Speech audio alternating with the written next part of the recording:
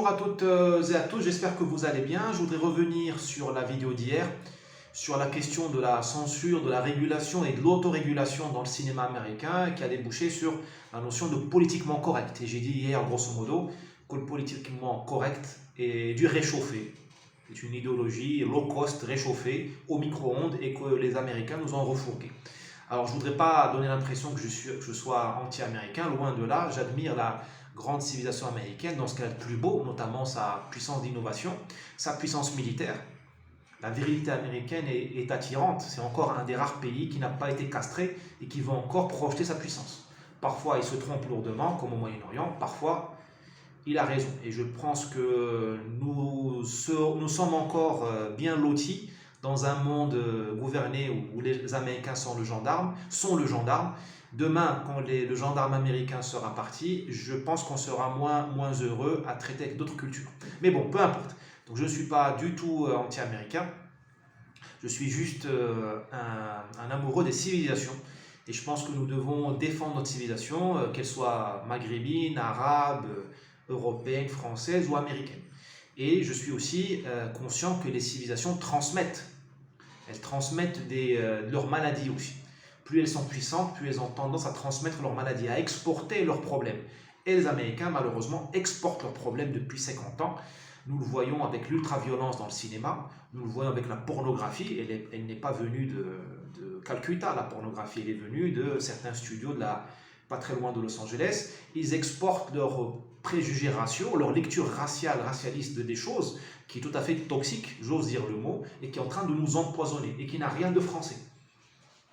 Je suis désolé, tu es le meilleur ennemi de la France, tu lui exportes Black Lives Matter.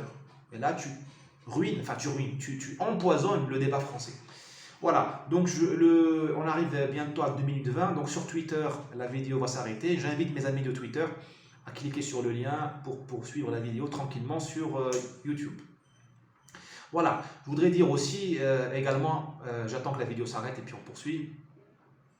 Voilà, donc je voudrais dire également à tout le monde que tous les pays ont des problèmes. Les Américains, mais nous aussi, les Marocains, les Français, les Tunisiens. Vous creusez, vous trouverez des problèmes. Il n'y a aucun pays qui n'a pas commis de crime originel. Les Américains ont certainement commis le génocide contre les Amérindiens, ils ont commis le crime de l'esclavage, ils ont eu les régimes de Jim Crow, c'est-à-dire la ségrégation raciale jusqu'aux années 50-60 avec des lois hallucinantes. Ce qu'ont subi les Noirs du sud des États-Unis, c'est tout simplement ahurissant. Ils ont fait tout ça, mais ils n'ont pas le monopole de la méchanceté. Vous allez au Rwanda, vous faites la radiographie de la population rwandaise, de son histoire, et vous allez trouver des crimes. Au Maroc, c'est pareil. Au Maroc, nous avons plein de choses à nous reprocher, notamment l'esclavage des Noirs. Voilà, je ne rentre pas dans le détail. Au Maghreb, nous avons plein de choses à nous reprocher. L'Iran, la Perse, a plein de choses à se reprocher par rapport à l'esclavage des Noirs venus d'Éthiopie, Habasha. L'Arabie, la Turquie également, ont fait des choses terribles. Tous les peuples ont des choses à se reprocher. La Chine, le Japon, voilà. C'est pas parce qu'on critique quelqu'un qu'on l'isole comme étant le mal absolu. Moi, je ne suis pas ici pour faire le procès de Nuremberg de qui que ce soit. Je suis ici pour essayer d'éclairer les choses très modestement et d'éviter la confrontation violente, physique, sur des mauvaises bases, sur des mauvaises références. Si on en arrive aux mains un jour, et je pense que notre génération en arrivera aux mains, vu le nombre de délires et de contradictions qui s'accumulent, il vaut mieux le faire pour des bonnes choses et pas pour des combats d'autrui. Ne soyons pas des idiots utiles d'oligarques ou de puissances occultes qui nous jettent les uns contre les autres en se profitant de notre bêtise ou de notre ignorance. Voilà. Revenons au sujet. Quel est le sujet aux États-Unis aujourd'hui qui exporte le problème? C'est un problème de race et de représentation. Vous avez aux États-Unis un problème de haine raciale, c'est-à-dire quand nous on dit blanc, on dit blanc. Eux, quand ils disent white, Caucasian, blanc, il y a tout un environnement mental qui arrive derrière. C'est la ségrégation, c'est le WASP, c'est la haine du blanc par certains noirs. Voilà. Quand eux ils disent qu'une musique est une musique blanche, il y a déjà là-dedans une ségrégation. Quand c'est une musique blanche, ça ne veut pas dire l'origine est blanche. D'ailleurs, c'est bête de dire que c'est une musique blanche, mais quand ils disent que c'est une musique blanche, c'est une musique qui exclut le noir. C'est ça c'est ce qui est dit implicitement. Quand ils disent que c'est une musique noire, on dit, je sais pas, le blues est une musique noire ou le jazz est une musique noire, ça exclut un peu les blancs. C'est la notion d'appropriation culturelle.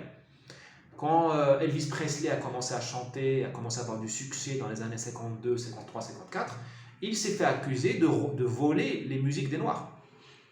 En France, c'est impossible. On n'a pas ça.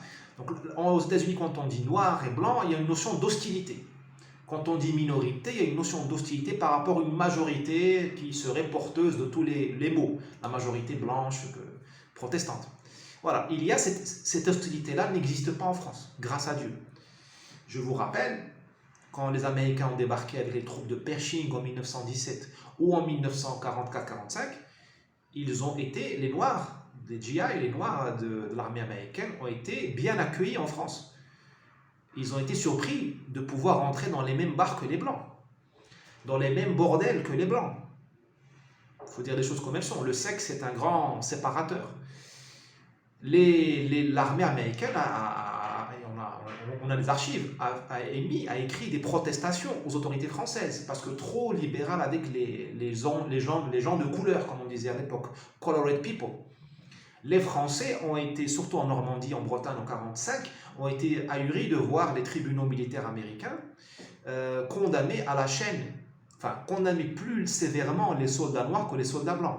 Il y a eu beaucoup de viols au fait, ou de rencontres sexuelles qui ont mal tourné, parce que bon, ces histoires de... Il y a toujours malheureusement deux versions dans une histoire. Dans les questions de viol, c'est très sensible. Donc il y a souvent eu des procès pour viol. Les Américains disaient que c'était des relations consentantes. Bon. De toute façon, les soldats, ils sont dans une... Quelle que soit leur origine, leur couleur, leur drapeau, nous avons tous en nous une tendance à la prédation sexuelle. La femme d'autrui est toujours un butin. Malheureusement, c'est dans notre imaginaire collectif, qu'on soit américain du Mississippi ou russe de la toundra, c'est comme ça.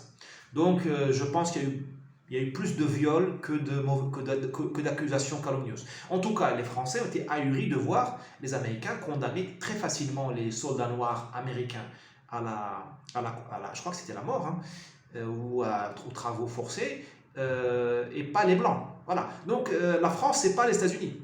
La France, c'est pas les États-Unis. Et même les grands pourfendeurs du racisme et de la colonisation le disent. Même eux, quand ils ont été aux États-Unis, ils ont été choqués par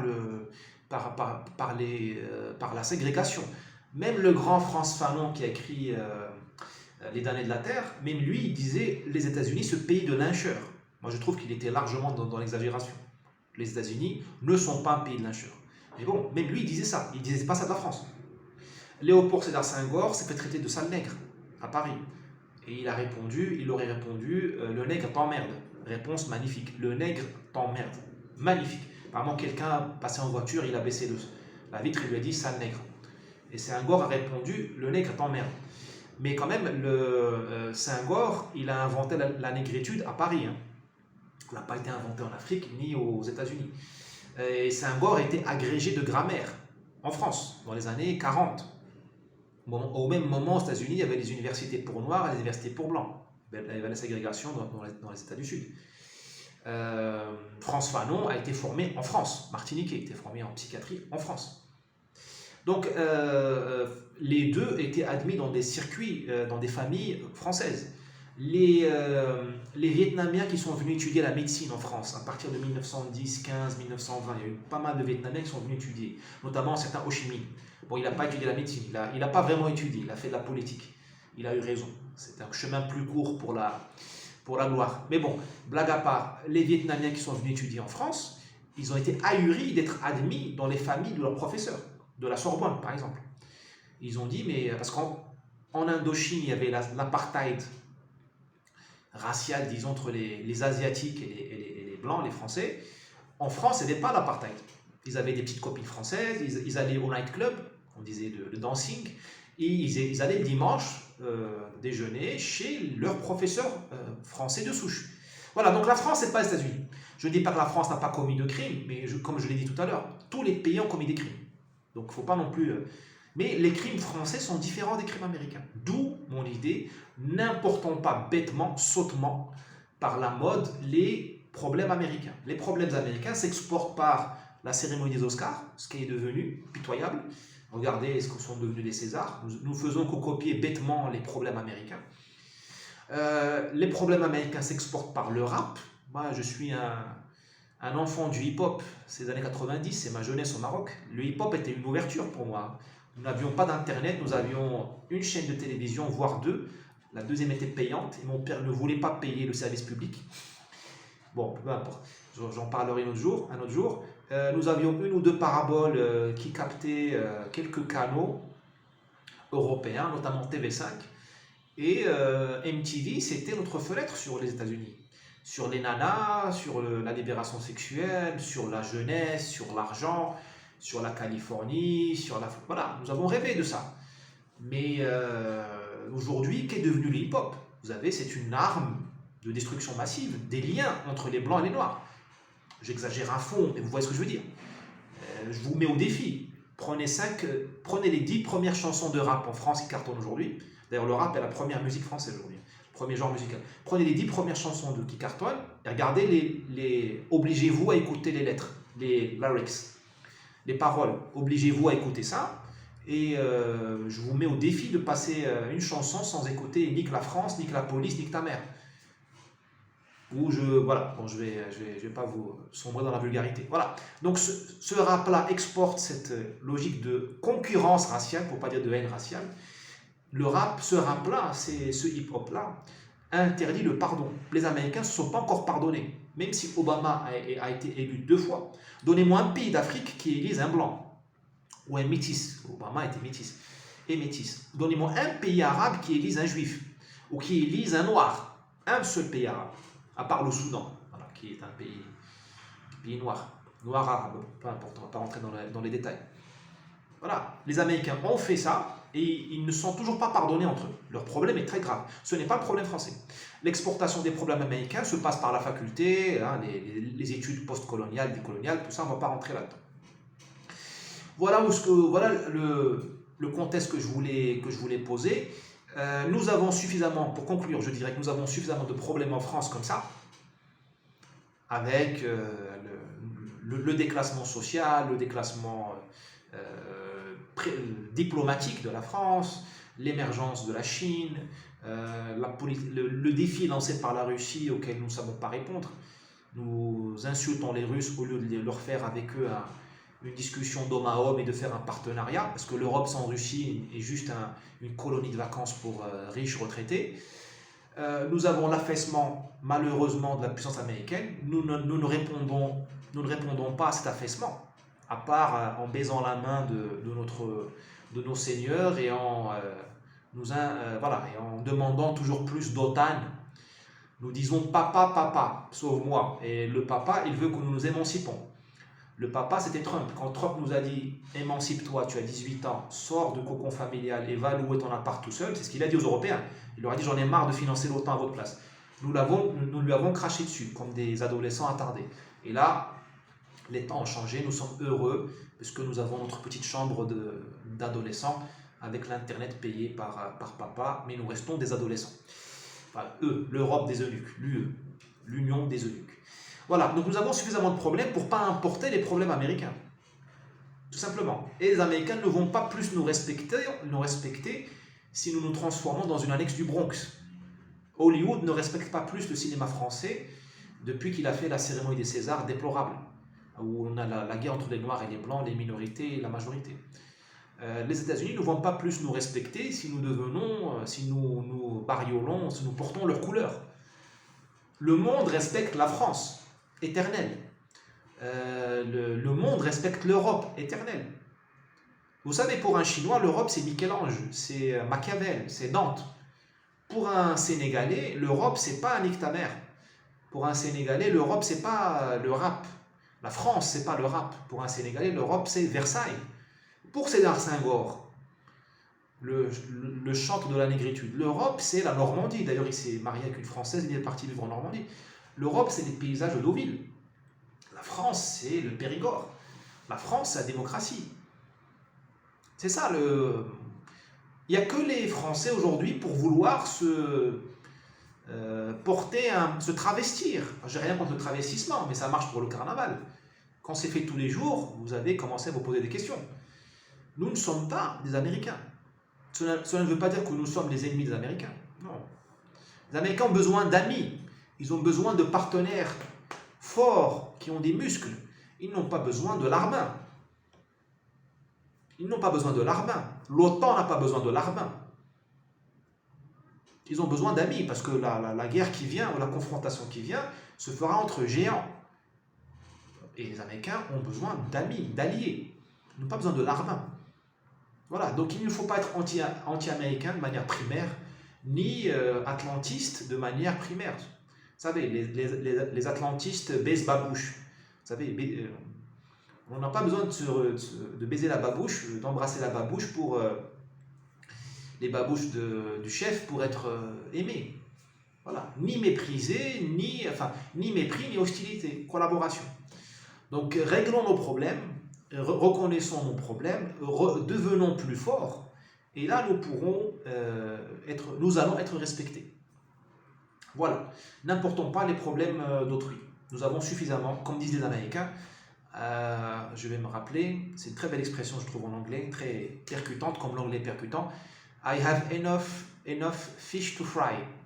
J'ai assez de poissons à frire pour m'occuper des problèmes d'autrui ou de problèmes importés. Il y a un racisme en France, il faut le régler à la française, dans la continuité avec l'histoire de France. Vous savez, si on veut régler, ma conclusion est longue, si on veut régler le problème, tout problème, il faut savoir qui nous sommes. Nous avons une colonne vertébrale. La France n'est pas un reptile qui n'a pas de colonne vertébrale. La France a un pic et une colonne vertébrale. Même quand elle a coupé la tête du roi, la colonne vertébrale elle est restée. La République est l'héritière de l'ancien régime, qui est lui-même l'héritier de la France féodale, qui est lui-même l'héritier de la Gaule et de l'Empire romain, dans un certain sens. Les problèmes français, il faut les régler dans une certaine continuité. Ça ne veut pas dire la tradition, forcément. Il faut être inventif. Mais il faut savoir d'où on vient. La France, c'est pas Rosa Parks, c'est pas Malcolm X, c'est pas le régime du Jim Crow, c'est pas le Mississippi. L'Île-de-France, c'est pas Minneapolis, c'est pas le Bronx. Il faut régler les problèmes, parce que si on veut régler les problèmes, il faut les régler avec notre ADN culturel, notre grammaire. Vous savez, c'est comme un médicament. Il y a un médicament qui marche sur toi, qui ne va pas marcher sur l'autre. C'est un traitement expérimental. Et tout en sciences humaines est expérimental. Une solution au racisme américain ne peut pas marcher en France. Ou elle pourrait marcher, mais il faut y aller avec beaucoup d'humilité. Et moi, je pense qu'elle ne pourra pas marcher. Parce que chaque civilisation est un corps différent. Nous avons des ADN différents. Donc ce qui marche ici ne marche pas là. C'est pour cela que chacun vit dans son coin, bon sang. Nous ne vivons pas dans la tour de Babel parce que la tour de Babel, elle s'est écroulée. Chaque civilisation vit dans son coin. Elle a ses maladies, ses remèdes, son venin, son antidote.